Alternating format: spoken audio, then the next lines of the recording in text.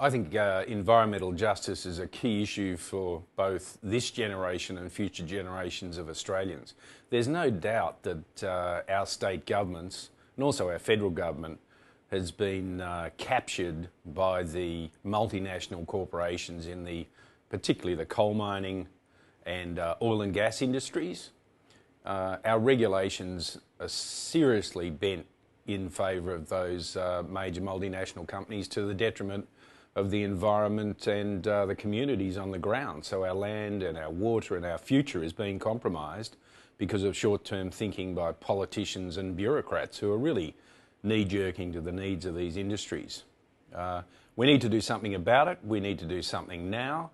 And I think the only way is to put serious pressure on our governments to change the legislation. And we need to use some unusual ultra-legal or extra-legal tactics like non-violent direct action to force the governments to change their tune, because at the moment they're sitting on the barbed wire fence. Thanks very much, Linda. My speech could be recalled from semi-retirement to accidental environmental activism, or how do we achieve social change and environmental justice when all the cards are stacked against us? Because I think that's the reality of it at the moment, but I think there's a positive story in all of this, and I'm absolutely convinced we can win this battle. Just a bit of background. Yes, I used to build offshore oil platforms. I actually went overseas when I left university in 1974 and started building platforms in Southeast Asia. I then went to the North Sea in the early days of the North Sea and put in platforms out in the Norwegian sector and the British sector of the North Sea when it was all pretty rough and ready. Then to the United States, Gulf of Mexico, Brazil, and then I was put in some tenders over in the northwest shelf of Australia, and we also built some underwater robotic vehicles which still climb up and down North Rankin A for Woodside. So I'd have to say I'm a bit of a fan of offshore oil development as distinct from what we see here with things like coal seam gas or on land coal development, which are highly destructive. And some people might say, well, you're having a bet both ways. But I think there are some real disciplines in the offshore world that are not necessarily reflected in things like Deepwater Horizon blowout in the Gulf. And I have been on blowouts. I've been on oil platforms that have burnt down and things. But we're not seeing the same disciplines on land in some of these new industries.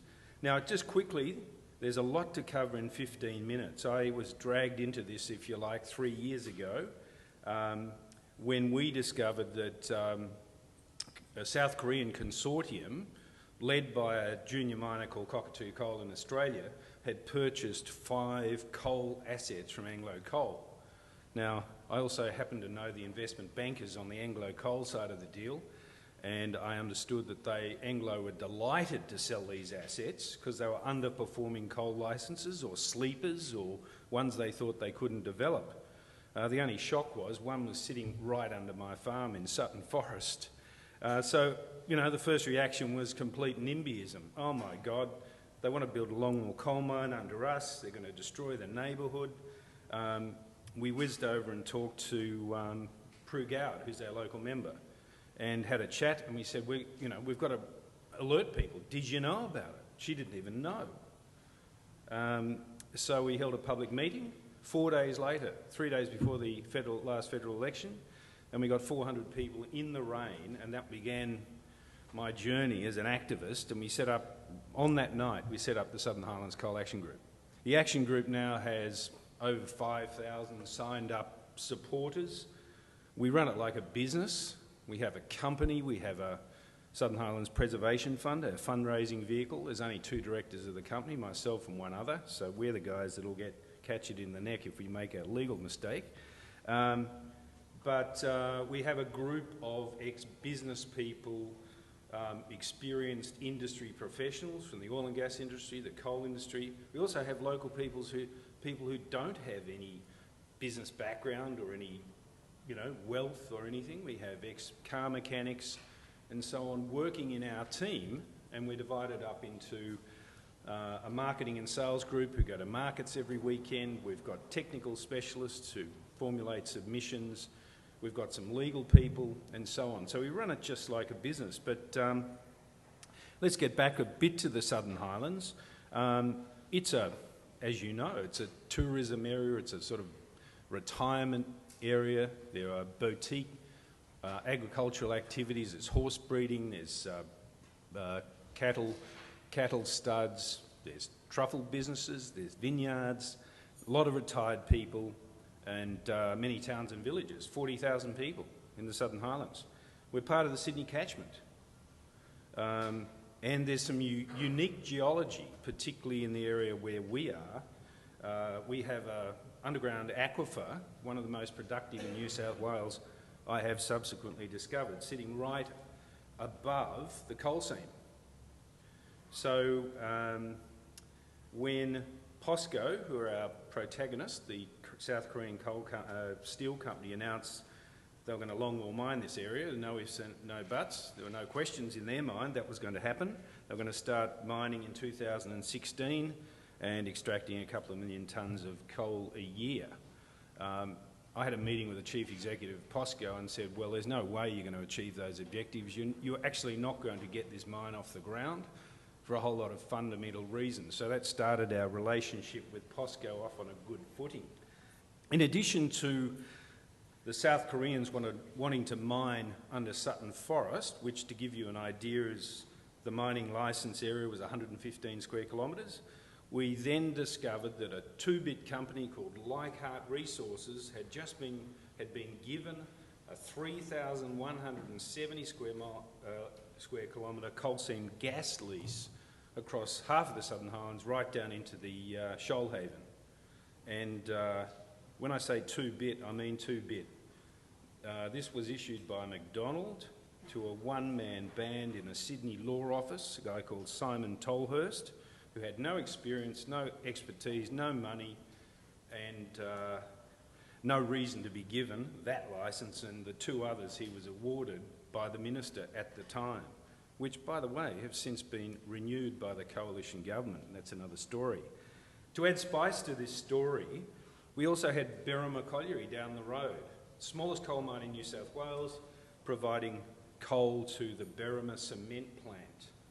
And that is another element that we got involved in. So I suppose we went from not really knowing anything about this to over our heads in fighting coal and coal seam gas. Now, in about 15 minutes, I'm going to hear the result of a court case. That's the judgment's coming down in the Land and Environment Court on a court case resulting from these activities. And we've run a couple of different court cases. Now, our strategy, I was talking to Rosemary last night and saying our strategy is essentially asymmetric warfare. The principles are we have no money and we have very limited money. We have no power.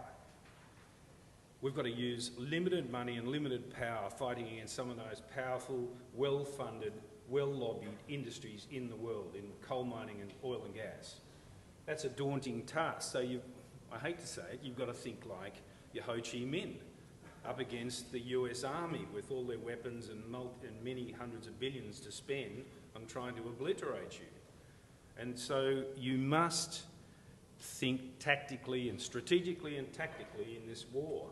And I think one of the lessons we've learned, and observing other community groups, is they use a lot of emotion, but they don't necessarily have the strategic and tactical thinking to mobilise their forces, use them in bite-sized chunks, and target the weaknesses of the enemy. So the objective is throw hand grenades into the tank tracks, put sand into the gearbox, slow them down, obfuscate, obstruct using whatever mechanism you can.